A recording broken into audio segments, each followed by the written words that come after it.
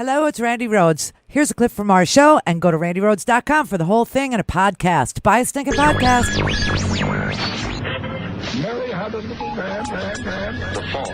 We believe that all men are created equal. To the magnificent mosaic that is America. From radio beacon to radio beacon. I have a dream today.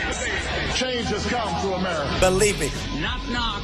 Who's there? It's a figment of your imagination. Randi Rhodes Show. Turn up your mind. My words against me. If there's a Republican president in 2016 and a vacancy occurs in the last year of the first term, you can say Lindsey Graham said, let's let the next president, whoever it might be, make that nomination, and you could use my words against me and you'd be absolutely right. If an opening comes in the last year of President Trump's term and the primary process is started, we'll wait to the next election. There is a long tradition that you don't do this in an election year. The Senate is advising right now, we are advising that a lame duck president in an election year is not going to be able to tip the balance of the Supreme Court. I think it is particularly important that the Senate take it up and confirm this nomination before the election, because Joe Biden has been explicit. He has said if he doesn't win, he's going to challenge this election. He's going to go to court. He's going to challenge it. He's already hired a big legal team. Said that? Hillary Clinton has told Joe Biden under no circumstances should you concede. Given that, there is a serious risk of a constitutional crisis. It's campaign season. We're right in the middle of it. And one of the most important issues now is this. Who will Americans trust to nominate the next Supreme Court justice? As senators, it leaves us with a choice.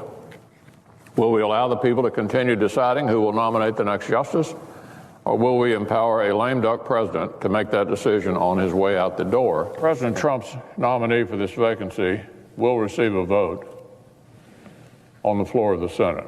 The Senate has more than sufficient time to process a nomination. History and precedent make that perfectly clear. No, history and precedent make it perfectly clear that we have never, ever confirmed a Supreme Court justice in between July and November of an election year. Yeah, take that in. And when you turn on the TV and when you see that Louisville, Kentucky is now protesting again the death of Breonna Taylor 6 months and 10 days ago today, that is because the justice system in these United States is broken. It's been broken for quite some time because it's been under the thumb of conservative judges. And, you know, this is the point. This is the problem. This is the dilemma in which we find ourselves. That we have courts, that we have a Senate, that we have a House of Representatives that is over-representing a minority of this country. And the minority of this country are tumbleweeds, okay? It's states with very little population, but great representation. So that in North Carolina, because of the gerrymandering and such, you could have 50% of the vote being won by a Democrat, 50% of the vote being won by a Republican, and yet the way the maps are carved up, 70% of the representation will go to Republican members. Keep that in mind the whole time, because please, Louisville, please be peaceful. Please be peaceful. I know you will. What happened here today was such a disgusting, disgraceful shame on the justice system. So here's the thing. You know, Breonna Taylor was sound asleep in her apartment when she was shot dead by police officers executing a no-knock warrant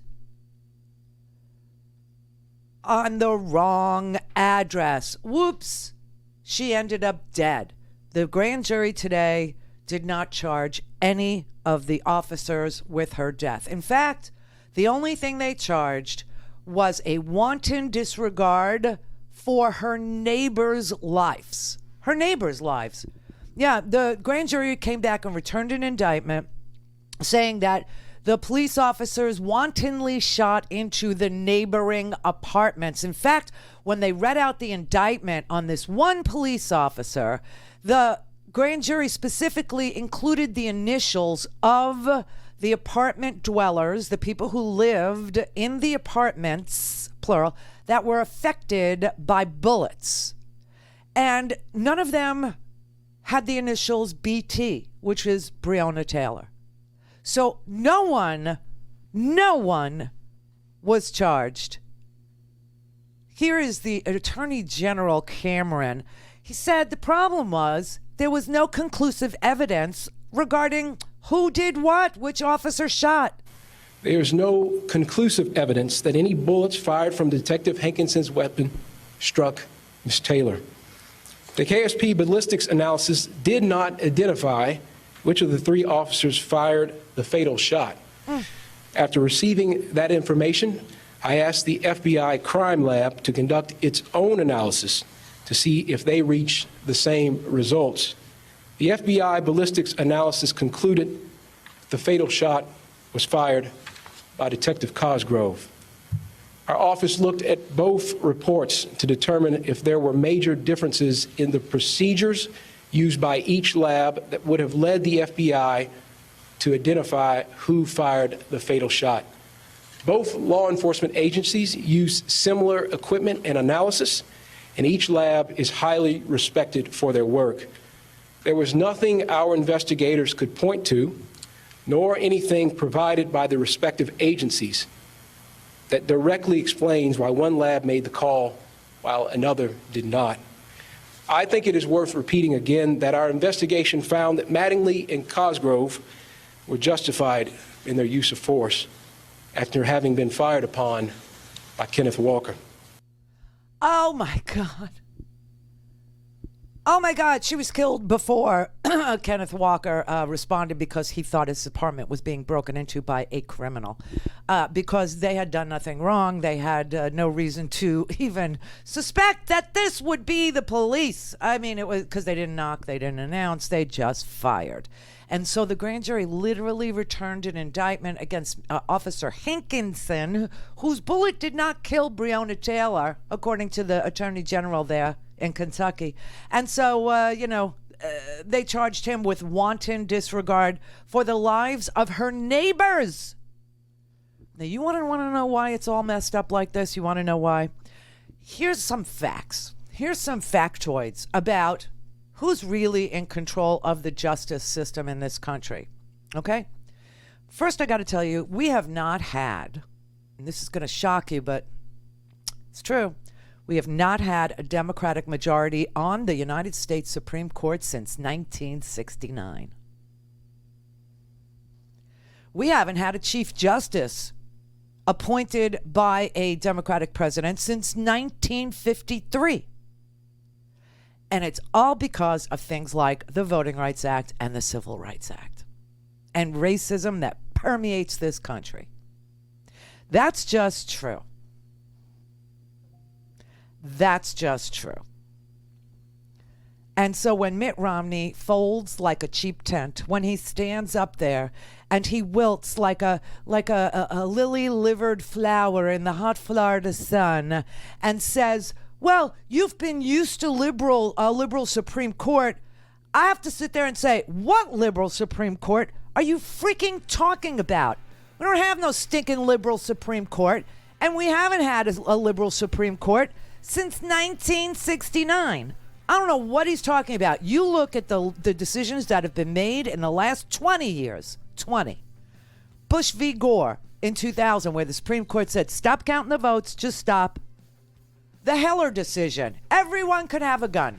Everyone could have a gun, which has been interpreted by state legislatures as meaning AK-47s, AR-15, whatever you want, magazines size of Texas, we don't care. Citizens United.